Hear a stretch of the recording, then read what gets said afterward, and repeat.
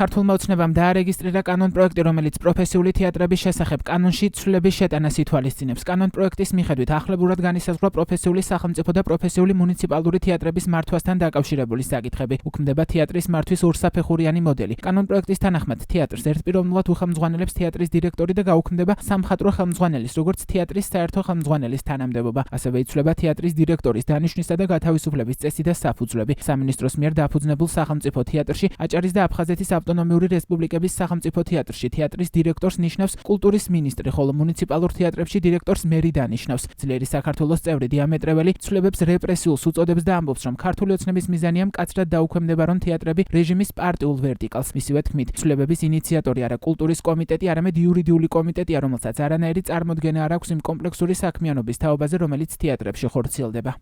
ძალიან უცნაურია, რომ თეატრებში ახალი კანონით უქმდება სამხატვრო საერთო ხელმძღვანელის თანამდებობა და დაგეგმილია თეატრების შემოქმედებითი საქმიანობის სრული დაქვემდებარება ადმინისტრაციულ და ფინანსურ დირექტორზე, რაც რა თქმა უნდა დაასუსტებს ქართულ თეატრს.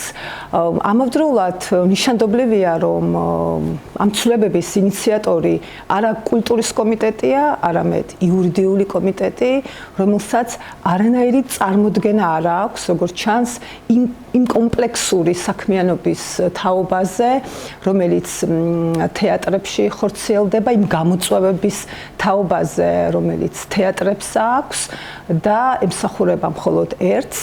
მაქსიმალურად მკაცრად დაუქვემდებარონ თეატრები რეჟიმის პარტიულ ვერტიკალს. კანონ-პროექტის დაჩქარებული წესით განხილვა მოთხოვნილი არ არის. შესაბამისად, ქართული ოცნება მის მიღებას სავარაუდოდ თვენახევარში შეძლებს.